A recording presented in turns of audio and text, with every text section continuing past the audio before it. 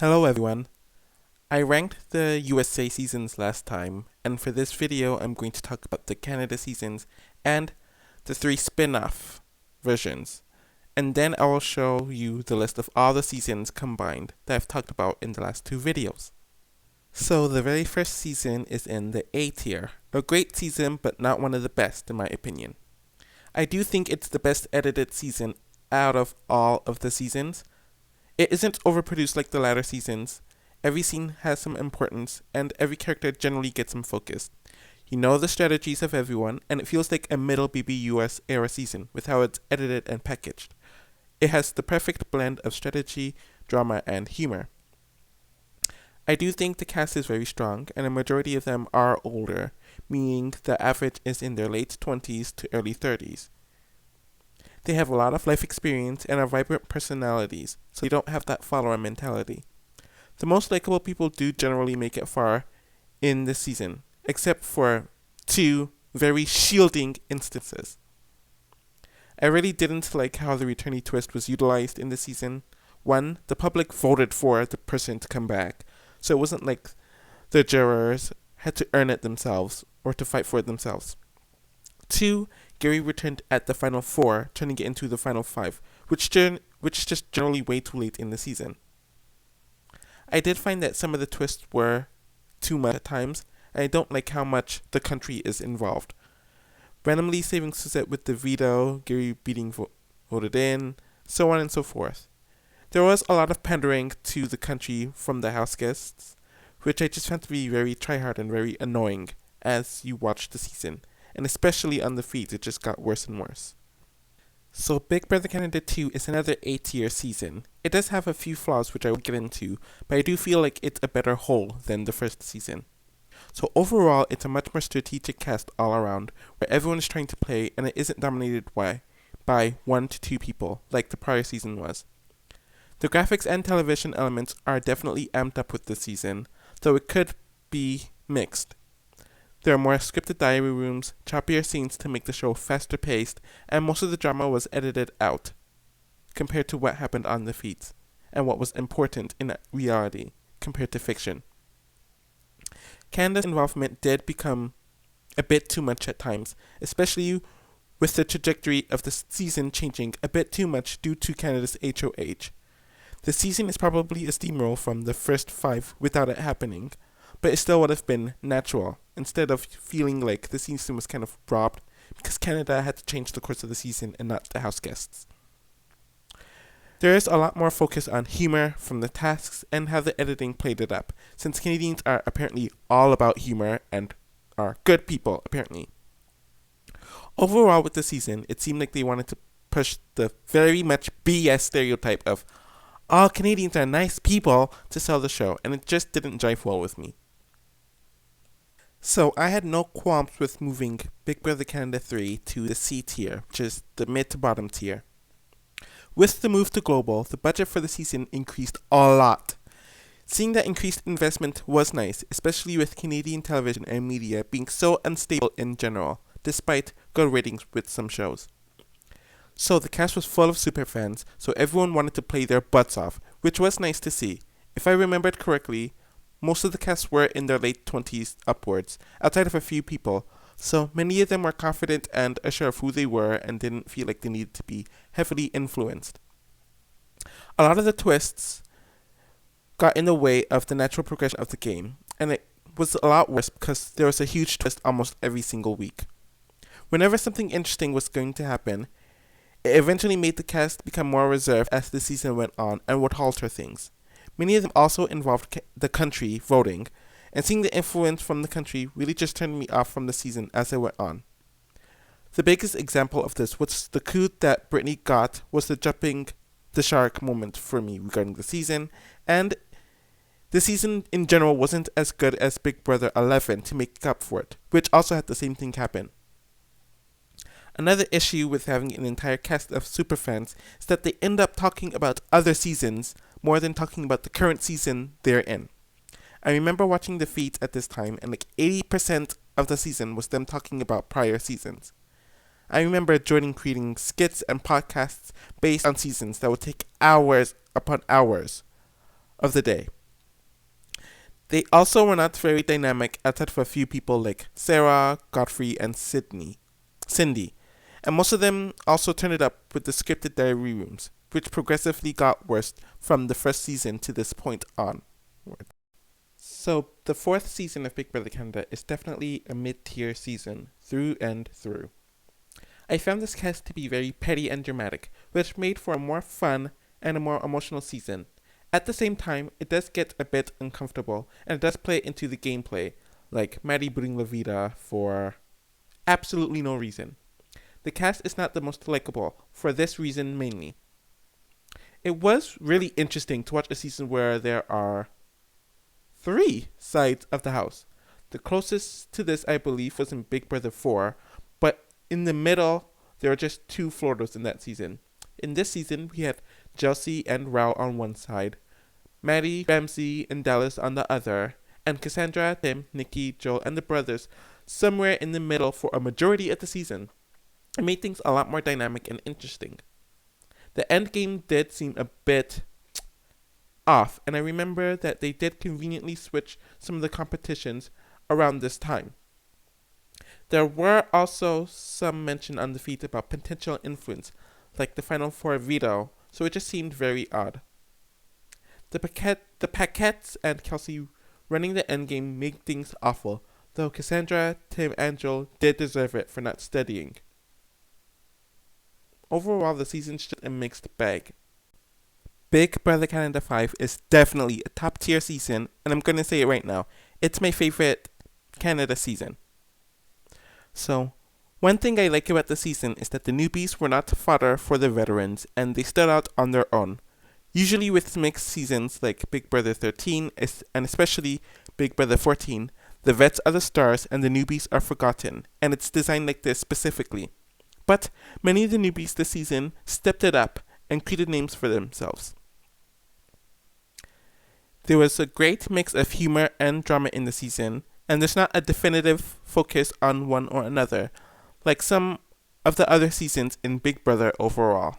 It makes the episodes a lot easier to watch, and the feeds were even better during the time. From what I could recollect, the game wasn't very predictable. There was the obvious civil war between people like Ika and and you didn't know who would come out on top. Then Kevin started winning a bunch of competitions, Dre eventually went rogue, and you couldn't tell what would happen. This was the case for the first 2/3 of the season. Things do get somewhat tiring during the last third of the season, since you knew that Kevin and Dimitri were going to comp to the end, and Kevin would ultimately win. I personally would have preferred it if the newbies actually took over and won the season, which almost happened, but things kind of fell apart. And I didn't really like some of the editing choices in the season.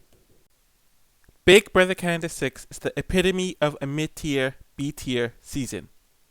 It is another season where everyone is playing aggressively, but unlike some of the other seasons, mainly Big Brother Canada 3, they didn't care what Canada thought and weren't playing hard because they want to seem like they are the best players ever to Canada. This was another season where there are actually 3 sides of the house for the entire season, but unlike BB Can 4, everyone was floating between the other 2 sides depending on who had power. There was a lot of unpredictability within the cast, which made the cast do things that they normally wouldn't do. The 3 sides consisted of one being Will, Paris, and Maddie, the other being Kayla and Derek, and the others consisting of Ali and Olivia. My main issue with the season overall, and the entire franchise of Big Brother Canada, is how they always tend to overproduce their episodes, even more than BBUS does in general. In the earlier seasons, they would give everyone 100 more diary rooms than needed, and everything was done with these ridiculous graphic effects, and everything felt a lot more scripted. It seemed like after the scare they had with BB Ken almost being cancelled after number 5, they decided to slow things down a bit, and in my opinion, it benefited the season. So a major flaw with this season is that a lot of the edit isn't accurate at all. Certain people, mainly Ali, would get credit for moves that other people made, mainly Johnny. And a lot of key elements were left out to make some people look good, mainly Paris, to make others, Kayla and sometimes Maddie, look worse. Like certain evictions wouldn't even make sense due to how they were portrayed, and the reason why someone went home wasn't why they went home in reality at all.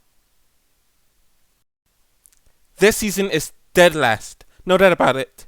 Though it's mainly dead last because I'm not counting Big Brother Canada 8 in this at all, because it wasn't even a season and there's only really one real week of gameplay. But besides the point, Big Brother Canada 7 is a bottom tier season. I feel like the season is really the first bad season, even with BB Can 3 having a lot of flaws. From the very beginning, like even before the season started, with the pre-gaming, you knew there was going to be an all-male alliance that was formed that would run the game, and everyone would be painfully blind to it. The casting was also kind of a miss. Most of the females were very boring, nondescript, and forgettable, and even half of the males were complete duds. I literally had to go on the Big Brother wiki page to remember people like Mackie, Eddie, and Damien, as well as women like Corey, Kiara, and Laura. I don't really remember any sort of humor within the season. And usually with seasons that lack any sort of drama or any good strategy from a majority of the cast, the humor would make up for it. But whatever there was in the season just came off as very, very tryhard. I didn't care for the Final 5 fallout, where a pretty boy had to get sent home, because I was bored for the 8 weeks prior to this, so I wouldn't care for what happened in the last 2 weeks. Dane somehow staying over Mark in the Final 5 was impressive though, since he should have gotten home then. In general, nothing impressed me about the season under any circumstances, and it was a chore from beginning to end. So, this is my list for Big Brother Canada. Number 5 is at the top, number 2 and number 1 are A tier, number 6 and number 4 are B tier, 3 is C tier, and 7 is D tier. So now I'm going to move on to the 3 spin-off seasons. So I'm not going to waste any time on Big Brother Over the Top, really. The entire experience was based on watching it all from the feeds, like the competitions and evictions, even. Due to this, there's not much focus on the episodes, and of course you cannot watch live feeds after everything has happened. The episodes do not help cover the experience whatsoever, since there's so much that has to be left out just due to timing, and so much is inaccurate with the episodes. The process of America voting on nominations and evictions was not pleasant for me to witness at all, and made the experience so much worse for me, just due to all this unnecessary stand fighting. It was even worse because the House was a divided one, as well as America's nominees usually getting evicted almost every single time, making the actual strategy happening within the House and within the cast and the HOH essentially useless, especially since the HOH usually never targeted the America's nominee, because the America's nominee was usually in that person's alliance. It also helped when I did not like either side of the House. And when I mean it also helped, it means that I didn't get invested in either side, but at the same time, it meant that no one was really likable. Jason's alliance was just vile with some of the gross comments and antics they made, and the Ball Smashers alliance, while somewhat better, did come off as entitled a lot throughout the season, and them hating Danielle from the moment she walked in the house without doing anything really rubbed me the wrong way. So, a bottom tier season for something that will age horribly, just due to the formatting in general.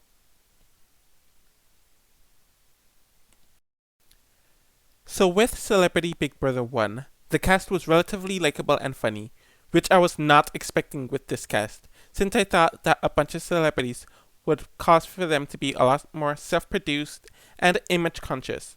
Overall, they were a great bunch, and most of them added their own special flavor on the season, with the exceptions of Chuck and Keisha, but they ended up being the first 2 boots anyways.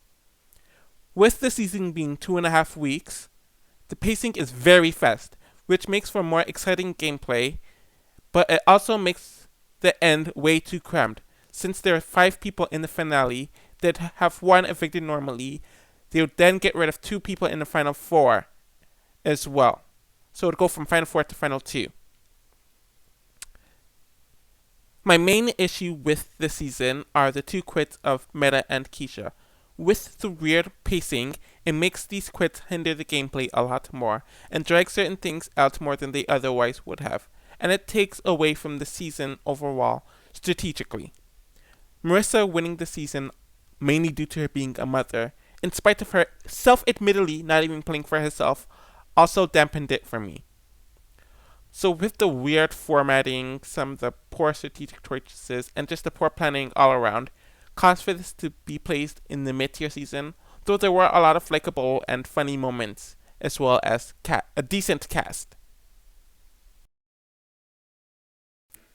So Celebrity Big Brother 2 is another mid-tier season, right along with its predecessor, and it mainly has to do with its format, ranking right in the middle. So this season was a lot more competitive on the gameplay aspect in comparison to its predecessor, and everyone wanted to do anything they could to win, which made it a more exciting season for me to watch. I also liked that it wasn't a complete steamroll, as Lolo, Natalie, and Tamar won some competitions, Kato and Tom won some competitions, and they would sometimes turn on their own alliances as well. While the season was a lot more competitive, and there was a lot of drama, it sometimes got very uncomfortable to watch at times, and some of the stuff that the cast would say to and about one another took things too far, and it's especially shocking coming from a bunch of celebrities. It also made the season lack a lot of humor due to how tense everything was. So this one might be a bit controversial depending on who's listening to this, but seeing Tamar, an African American woman, win, and to see minorities do well overall was very shocking and heartwarming for me to watch, since it virtually never happens in Big Brother. So overall, I see why they have no intentions on doing a Celebrity Big Brother ever again, especially with the casting for this season being very hard due to a lot of payment demands, contract disputes, and negotiations just being HELL. So, this is my Big Brother season's ranking. I feel good that I finally have been able to get this done now, especially since I've wanted to do it for years now. And seeing what's in the S tier, the A tier, the B tier, the C tier, and the D tier, and the order of the seasons in that tier, I feel really good about it. With Big Brother 3, Big Brother 6, Big Brother 10, Big Brother Canada 5, and Big Brother 5 being at the top, while Big Brother Canada 7, over the top, Big Brother 21, Big Brother 19, Big Brother 16, Big Brother 22, and Big Brother 1 being at the bottom. Thank you for everyone who is listening to this. Hopefully I'll be able to get more charts and rankings and all that stuff done later. And hopefully things will get better in the world. And hopefully Big Brother improves. I'm looking forward to a full Canada season that should be airing within the next month and a half. And yeah.